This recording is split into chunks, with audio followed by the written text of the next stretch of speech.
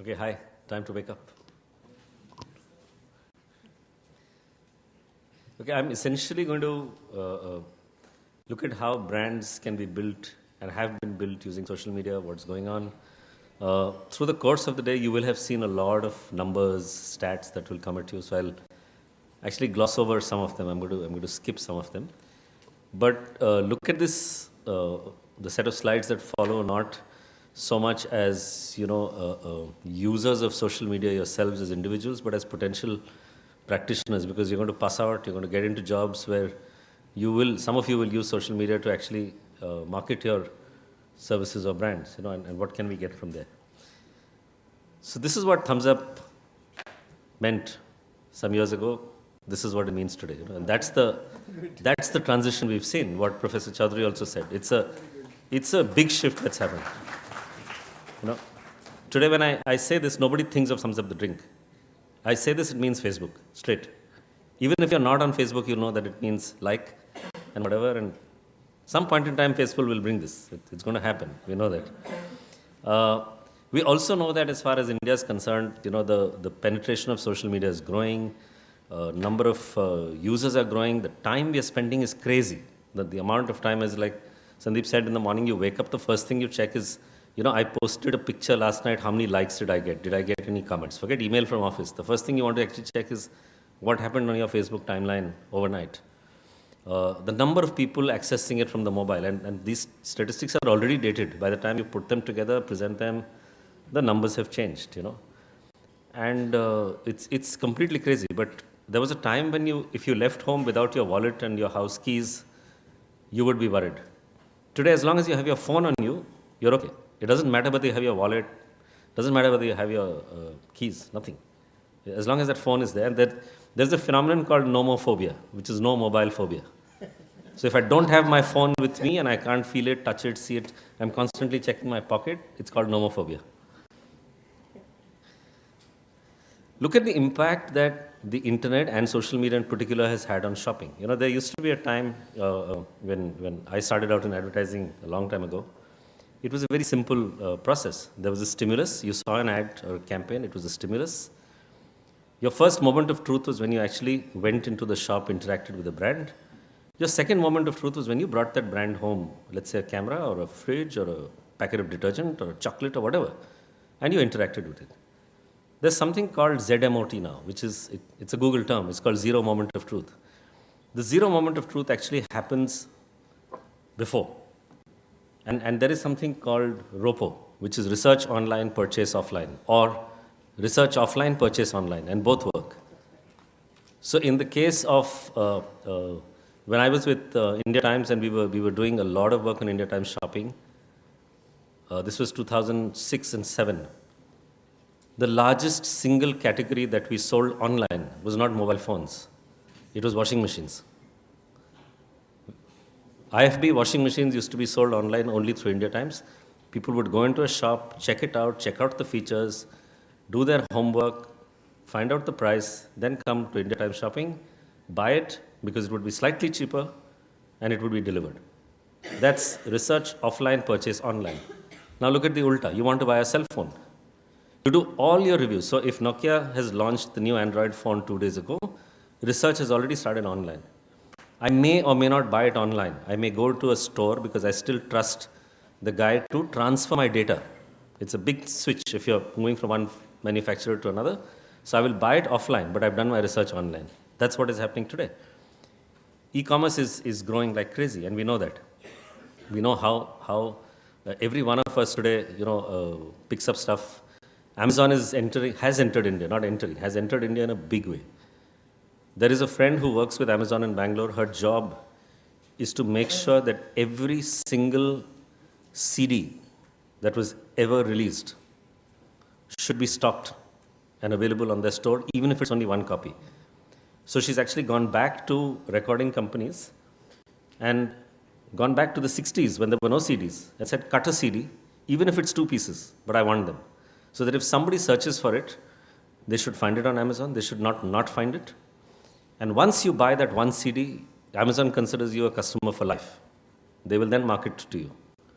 So her job is to build that inventory. She's just building the world's largest warehouse of music CDs of every possible language in India. She's not responsible for sales. She's only responsible for procuring, collecting, making sure that the piece is available, and testing it. So she goes to HMV or Saregama today. They've obviously run out of 1970s music, but they're re-recording, remastering, digitizing, and bringing the CDs back to them. The way we search today, I mean, we're seeing a 20-time explosion in the number of search queries in India, and mobile now contributes, actually this number is now over 40% of all searches on Google. So you people would have seen the Google reunion campaign that was done recently, India-Pakistan. What do you think that campaign was about? What was the product they were? No, they were actually promoting Google search on the mobile. People missed the mobile bit. There's one flaw in that campaign. They missed the mobile bit and people just saw Google as search, but everything was happening on the mobile if you noticed. No, sorry, there's a little graph on the side that shows you desktops versus mobile devices, and what's happening. We've seen this, how youngsters, and that includes you and me, this side, on the amount of time that we spend, on the internet. I'm going to take a few, examples of case studies. And NIT is a brand that I've worked on in my advertising days. I've worked in it as a marketer till about, 2008, from 2008 till 2012. There was a time, and so if you look at it, the blue graph is print advertising, which was in 2009. Look at where print went in 2013, and look at what happened to digital, which is the green bar.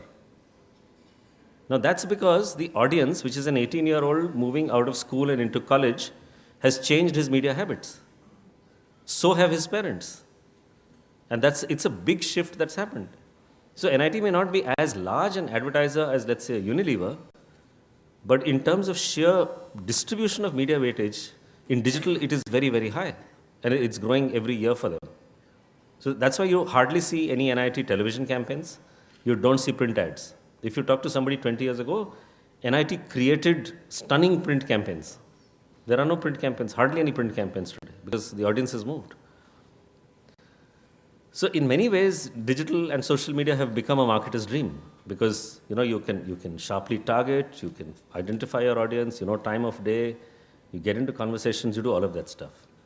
But it's also a marketer's nightmare, because when I sit on that side of the table, I don't know how much to actually invest and experiment in YouTube versus social media versus Pinterest versus Instagram versus whatever. It's what I call not the internet but the splinternet. It's just splintered. It's fragmented. There's so much that's happened. And like Dickens wrote many years ago, it is the best of times, it is the worst of times. For a marketing manager, for a CEO, they're constantly trying to juggle budgets and trying to figure out. And as Professor Chaudhary said, it's consumers influencing consumers. We're prosumers, we talk, we comment, we get vitriolic, we say all kinds of things. From one of his industries, take IIPM. It's a brand everybody knows. There was a huge issue last year where IIPM tried to actually do something. It backfired on them online, went completely viral, and that's the Google Trends graph. Incidentally, Google Trends is a great tool that you guys should play with. Just go to trends.google.com and start putting in keywords and search and see what's happening. How are people searching for it? Look at brands, look at individuals. If you take Arvind Kejriwal versus Narendra Modi versus Rahul Gandhi, you'll see a pattern, you'll see a trend. And advertisers actually took advantage of it. So in Business Standard, when this news broke about the All India Council actually issuing a show cause notice to IIPM, using Google search very cleverly, there was an ad by a competitor out there. IIPM couldn't have done anything about it. However, look at this. This is what is happening to IIPM search queries from 2004 in India. The graph is going down. And this will tell you where the reputation of a brand is today. It's a signal. It's a signal that is very easy to read. You don't need to go out and talk to 25,000 students. If people are not searching enough for your brand, then there is something happening. Either they know exactly where to go, so they're going to iipm.net or .edu or whatever, Unlikely in this case. So we've gone, as Professor said, from stimulus response to engaging conversations. So, so engagement has become a very big thing. We know that Facebook is very popular. What doesn't work for Facebook is Facebook advertising. Why? Because the ads always appear on the side. Now, when it appears on the side, it's not part of my main conversation. It's on the periphery. You know, it's like if you have a party and there are three guys hanging around on the side and not in the center of the action or on the dance floor, they're going to be ignored. They're not in the party. They're standing on the sidelines. That's exactly what's happening with these stamp ads. So now, if you noticed, your ads have started appearing in the timeline. You've got sponsored posts, you've got sponsored apps, you've got all of that happening. There's video coming. There are video commercials from Facebook coming into that central panel on your timeline, which will happen. There's another tool called Social Bakers, which is again free, easily available. You can go and check, but that tells you what's happening on Facebook. So you look at Narendra Modi versus Rahul Gandhi. There's one battle being fought in the election booth. There's another battle being fought on social media, on Facebook and on Twitter. I've actually not dwelt on Twitter so much. I've dwelt mostly on Facebook here. But look at Narendra Modi. He's the 8th most popular page in the country today. Whether it works for them or not is a different issue. But I'm just saying that there is a following. It is largely youth who have, kind of, and this hasn't come for free, mind you. They've spent money.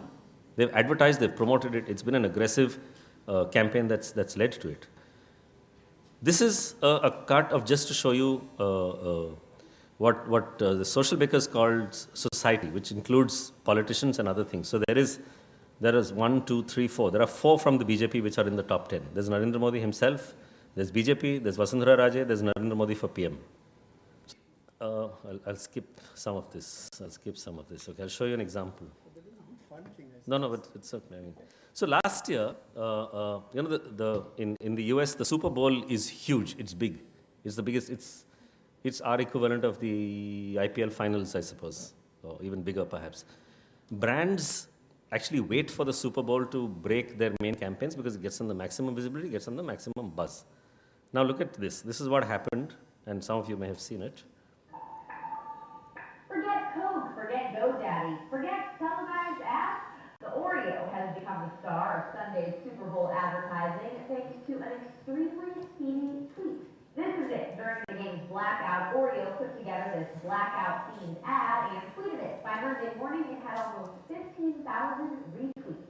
And buzz over the ad got Oreo trending on Twitter Monday morning, too. The ad also garnered about 20,000 likes on Facebook. But how did it happen? BuzzFeed spoke with the president of 360i, Oreo's ad agency. Turns out, even though the company had purchased a Super Bowl ad to air on CBS during the game, it also kept its ad team in the office during the game, just in case. Oreo executives were in the room, too, a combo just as good as cookie and cream. When the blackout happened, the team looked at it as an opportunity, she said. Because the brand team was there, it was easy. The big question is, what happens when everything changes, when you go off script? That was where it got fun. You need a brave brand to approve content that quickly.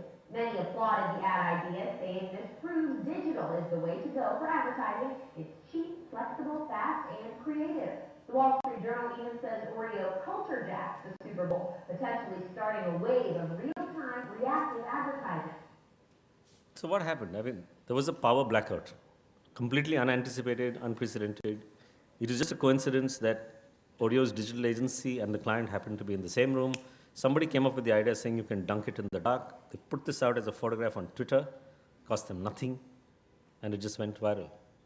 The amount of visibility they got for the brand then, the retweets they got, the sharing that they got, and the free coverage that they got is worth much, much, much more than what that commercial would have gone them. Nokia runs this very successful Your Wish is My app, where they actually involve the community in creating apps for the Nokia platform. It's continuing this year as well. It got kicked off a couple of years ago. They've done extremely well. So they get posts every week. There's a tab that's created. It brings in. Last year, for example, they reached 210 million impressions. They had 37,000 entries. They trended for 9 days, 20,000 plus tweets. They got people to actually invest in those ideas. So the guys who had given the ideas actually walked away with huge amount of gratification in that sense. In 2012, for Airtel, JWT actually created something called a friendship band on Friendship Day, because the theme of Airtel's communications was friendship. It was the world's largest friendship band. In 2 weeks, you had 1.2 million friends tagging Airtel as part of that brand. It's gone on to win a lot of awards as well. Another one that we did, this was for KitKat. This was a dancing babies commercial. You may have seen this. When this got released, we actually released it on YouTube first. It didn't go on television. In 1 month, and that's the figure that you will see here, in 1 month, it had 3 million views. This was on the 16th of March. So it had been released around the middle of Feb. 3 million views. 1 year later, it's at 3.5 million views, because now it's slowed down. But that little square tells you that the total time that people have watched is worth 5 years. 5 years of viewing has happened in 1 year. And that's a phenomenal amount of traction for a brand. When I advertise on television, I actually don't know who's watching. I don't know how many times, how many people in the room, whether anyone's in the room or not. When I do it here, and that's why YouTube is today considered the 4th or the 5th largest television station in India. It's compared with television networks. If you look at, what are the videos that were popular in 2013, it's largely to do with entertainment. You've got Krish 3 trailer, you've got Dhoom 3 teasers, you've got comedy nights with Kapil, you've got something in cricket, you've got a jaguar attacking crocodiles. So people are watching just about anything. There's no science to this. So sometimes when a marketer or an advertiser comes to us and says, I want a campaign that will make my brand go viral, we give up our hands. We say, we can't predict it. You can't say, give me a virus. It doesn't work that way. Because you don't know how people will react and what they will consume. There are some things you put into it, but whether it goes viral or not is completely, this thing. And then comes the question of branded content. And branded content is something that we've been working on a lot, because we've realized that it's not just about plugging your brand, putting out, a post or a photograph or whatever. So it's about creating content that fits in with your brand's positioning and does a lot for the brand without actually doing a hard sell. And what I'm going to show you is actually a 3-minute film. It's a film that happens to be for Intel, so the Intel team is here. But when you see it, you'll realize what I mean by branded content, because nowhere in the film will you see Intel. And yet, when you finish seeing the film, there's no question that it was Intel. That's the difference. And this is actually the first of several films. It's based on real life people. So what you see in the film are not actors. They're completely real people. True stories of people who have overcome adversity in a sense, used technology, looked within themselves, looked around their ecosystem and done something. And Intel is bringing you these stories.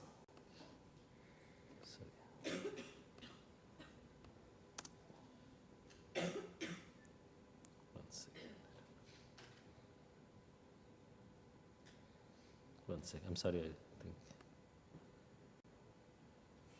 Yeah.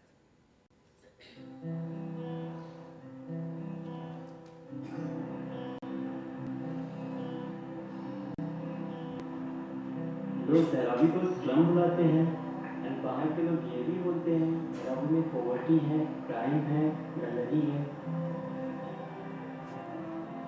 I was born in Dharavi. मैं यहीं का हूँ. यही मेरा घर है. वही मेरे बचपन के दोस्त है. गोटियाँ याद है. हमारा एक मिशन है कि लोगों को धारावी बाहर से नहीं, अंदर से दिखाएं, जिस तरह से हम देखते हैं. इसीलिए डीलर लोकल स्टार्ट किया, जो धरावी का एक लोकल टूर सर्विस है. बिगिनिंग में सिर्फ एक विजिटिंग कार्ड था, पर हम लोगों को समझा ही नहीं पाए कि हम क्या दिखाना चाहते हैं. We realize कि हमें एक इम्पैक्ट करना होगा जिससे हम लोगों से कनेक्ट हो सकें. हम लोगों ने कंप्यूटर पे हमारा वेबसाइट बनाया, Be the Local Tours website. We wanted to show a glimpse of Dharavi through our website. Internet is so vast. मुझे लगता कि क्या कोई हमारी छोटी सी वेबसाइट को देखेगा. एक हफ्ता रुके, 2 हफ्ता रुके, पर कोई रिस्पॉन्स ही नहीं मिला. और फिर पहला मेल आया. आज भी वही मेल देखता हूँ तो बहुत अच्छा लगता है। पहले टूर में मैं बहुत नर्वस था, बट लोगों का रिएक्शन देख के I felt very good.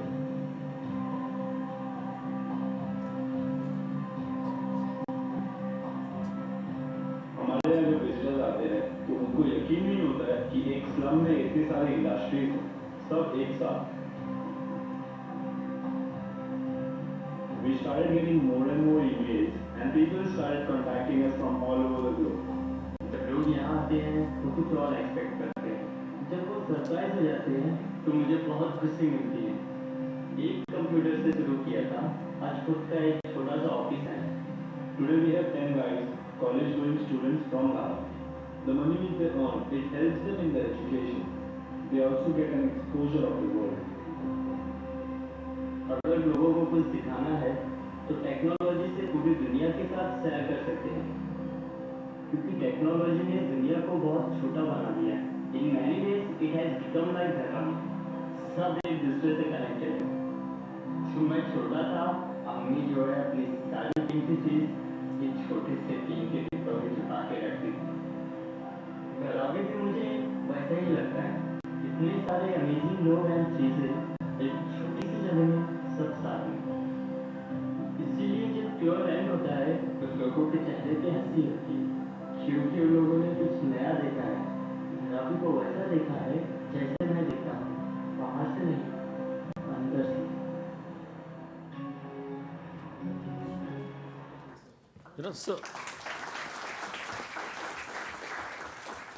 So when he says Dharavi को अंदर से देखते हैं, that itself the penny drops and you see it, and look at the results. This film has been up now for 2 weeks. It crossed 100,000 views sometime last night, and this is completely organic. It's what we call organic, not paid. So we haven't yet done a paid campaign around it. It's just happened. It's that viewership is worth 176 days of viewing. 512 people have shared it, and this is only from the official Intel channel. There are others who have picked it up, put it from their own profiles on YouTube and taken it much forward. It's something that we know will create great traction. It's not a TV commercial. It will never run on television. I can't afford to make a film which will run for 3 minutes on television.